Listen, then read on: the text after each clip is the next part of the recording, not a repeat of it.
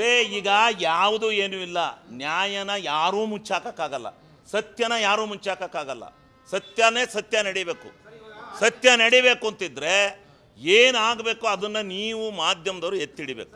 ನಿಜ ಏನು ಈಗ ಸಿದ್ದರಾಮಯ್ಯನವರು ನೋಡ್ರಿ, ಸಿದ್ದರಾಮಯ್ಯನವರು ನಿಜವಾಗಲೂ ಇಂಥ ವಿಚಾರದಲ್ಲಿ ಈ ಮೂಢ ಹಗರಣದಲ್ಲಿ ಸತ್ಯ ಇದನ್ನು ಮಾಡಿದ್ದಾರೆ, ಈಗ ಮಾಡಿದ್ದಾರೆ, ಇಂಥ ಆಪಾದನೆ ಮಾಡಿದ್ದಾರೆ ಅನ್ನೋದನ್ನು ನೀವು ದೃಢಪಡಿಸಿ. ನೀವೇ ಮಾಧ್ಯಮದವರಿಗೆ ನಾನು ಈ ಸಂದರ್ಭದಲ್ಲಿ ಪ್ರಶ್ನೆ ಮಾಡ್ತೀನಿ.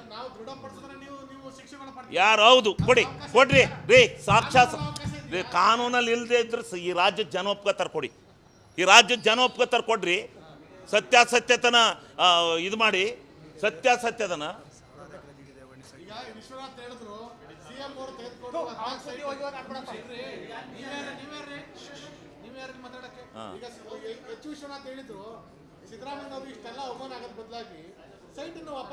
ಈಗ ಸಿದ್ದರಾಮಯ್ಯನವರು ಸೈಟನ್ನು ವಾಪಸ್ ಕೊಡೋಕ್ಕೆ ಅವ್ರದ್ದಲ್ಲ, ಅವ್ರ ಬಾಮೈದ ಡೀಡ್ ಕೊಟ್ಟರು. ಇದ್ರೊಳಗೆ ಸಿದ್ದರಾಮಯ್ಯನವ್ರದ್ದು ಒಂದು ಸೈನ್ ಆಗಲಿ, ಸಿದ್ದರಾಮಯ್ಯನ ಅಂತ ಒಂದು ಹೆಸರಾಗಲಿ, ಒಂದು ಏನಾರ ಒಂದು ಸಣ್ಣ ಇದಾರ ಬಂದಿದ್ರೆ ಕೊಟ್ಟರನು ತಗೊಂಡ್ರನು ಅವ್ರ ಬಾಮೈದ, ಕೊಟ್ಟರನು ಗಿಫ್ಟ ಅವ್ರ ಬಾಮೈದ, ತಗೊಂಡ್ರು ಅವ್ರ ಹೆಂಗಸರು.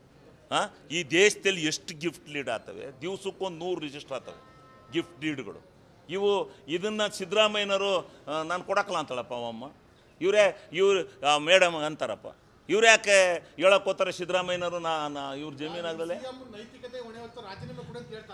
ಯಾವ ನೈತಿಕತೆ ರೇ ನೋಡ್ರಿ, ತಪ್ಪು ಮಾಡಿ ಎಲ್ಲ ಅದು ಹಂಗೆ ಎದಿರೋದ್ರೆ ಇವ ಏನೋ ಮಾಡಿದ್ದ ಅದಕ್ಕೆ ವಾಪಸ್ ಕೊಟ್ಟ ಅಂತಾರೆ. ಹಂಗಲ್ಲ, ಸತ್ಯಾಸತ್ಯತನ ಅರ್ಥ. ಯಾಕ್ರಿ ರಾಜೀನಾಮೆ ಕೊಡ್ತಾರೆ ರೀ? ಯಾಕ್ರಿ ಯಾವನ್ರಿ ರಾಜೀನಾಮೆ ತಗೊಳನ? ಯಾಕ್ರಿ ಕೊಡ್ತಾರೆ ರಾಜೀನಾಮೆಯ? ಯಾರು ತಗೊಳಾರ ರಾಜೀನಾಮೆನ? ಯಾತಕ್ಕೆ ಕೊಡ್ತಾರೆ ರಾಜೀನಾಮೆನ? ಏನು ತಪ್ಪು ಮಾಡಿದ್ದಾರೆ? ಹೈಕಮಾಂಡು ಈ ಇಶ್ಯೂನಲ್ಲಿ ರಾಜೀನಾಮೆ ಕೊಡಿಂದ್ರೆ ಕೊಡೋಕ್ಕಾಗುತ್ತೇನ್ರಿ?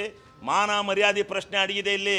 ಒಬ್ಬ ನಿರಪರಾಧಿನ ಈ ರಾಜ್ಯದ 40 ವರ್ಷದ ರಾಜಕಾರಣ ಜೀವನದಲ್ಲಿ ಒಂದೇ ಒಂದು ಕಪ್ಪು ಚುಕ್ಕಿ ತಗೊಳ್ಳದೇ ಇರ್ತಕ್ಕಂಥ ಒಬ್ಬ ವ್ಯಕ್ತಿನ ನೀವು ಬೀದಿಗೆಳೆದಿದ್ರಿ.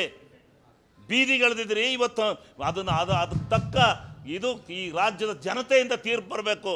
ಈ ರಾಜ್ಯದ ಜನ ಹೇಳಿ ಸಿದ್ದರಾಮಯ್ಯ ತಪ್ಪು ಮಾಡಿದೆ ಅಂತ ಅವತ್ತು ನಾವು ತಲೆಬಾಗ್ತೀವಿ.